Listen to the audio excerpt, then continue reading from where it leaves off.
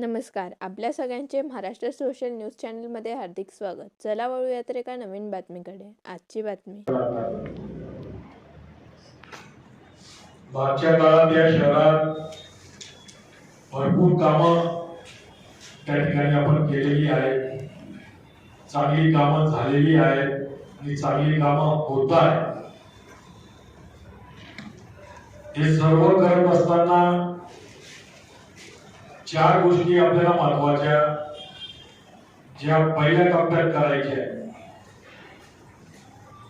त्याच्याविषयी आपण थोडी या ठिकाणी चर्चा करू आणि सर्वांना बोलून त्यांचं अभिनंदन करायचं होतं आणि काही महत्वाच्या सूचना होत्या त्या आपल्यापर्यंत पोहोचवायच्या होत्या. त्याच्यासाठी खास आज ही आपण सर्व नगरसेवकांना, सर्व पक्षाच्या 74 नगरसेवकांना आपण या ठिकाणी बोलवले.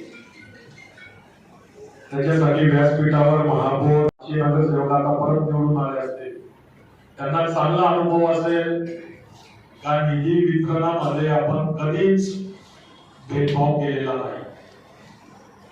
कुठल्याही पक्षाचा नगरसेवक असला त्याला आपण निधी दिलेला आहे आणि जवळजवळ समान निधी भाजप असेल किंवा कुठलाही इतर पक्षाचा नगरसेवक असेल त्यांना आपण समान निधी द्यायचा प्रयत्न केलेला आहे.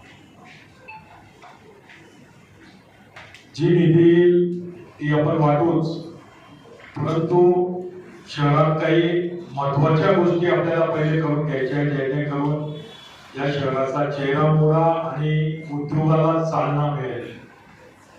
याच्यासाठी उद्योग वाढलं तर महापालिकेची इन्कम वाढेल, महापालिकेची इन्कम वाढली तर तुमचे काम ऑटोमॅटिक त्या ठिकाणी होणार आहे. तर त्याच्यासाठी आपल्याला प्रयत्न करायचे. तर नवीन नगरसेवक येतात, त्यांना माहिती राहत नाही. कोणी 5 कोटी, कोणी 10 कोटी, कोणी 20 कोटीची यादी फटाफट बनवून त्या ठिकाणी जमा करत असतो. चांगलं आहे, करायला पण पाहिजे, परंतु महापालिकेची आर्थिक परिस्थिती हे सुद्धा आपण त्याचाही अभ्यास केला पाहिजे. आपसात कोऑर्डिनेशन करून अधिकारी आणि नगरसेवक हे जर आपसात व्यवस्थित कोऑर्डिनेशन झालं तर ज्या लहान समस्या आहेत त्या आपण ताबडतोब त्या ठिकाणी सॉल्व्ह करणार आहोत. जसं सफाई कर्मचारी आपल्याकडे जवळपास 788 आहेत महापालिकेतले सफाई कर्मचारी. आयुक्त साहेब आल्यानंतर आपल्याला दिसत असेल का भरपूर बदल या ठिकाणी होताना दिसत आहे. कर्मचारी काही प्रमाणात तरी रस्त्यावर त्या ठिकाणी दिसायला लागले.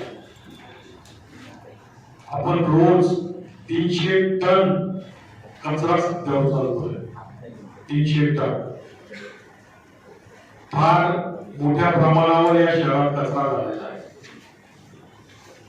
तर या कचरा जे ब्लॅक स्पॉट आहे त्याच्यासाठी माझी सर्व नगरसेवकांना विनंती असेल का तुम्हाला आज संध्याकाळपर्यंत तुमच्या प्रभागात किती घंटागाडी आहे, त्या घंटागाडीचे नंबर काय, ड्रायव्हराचे नंबर काय आणि तोही नंबरची घंटागाडी कोणता एरिया कव्हर करणार आहे ही यादी तुम्हाला संध्याकाळपर्यंत प्रशासनाच्या माध्यमातून सर्व नगरसेवकांना घेऊन जाणार आहे.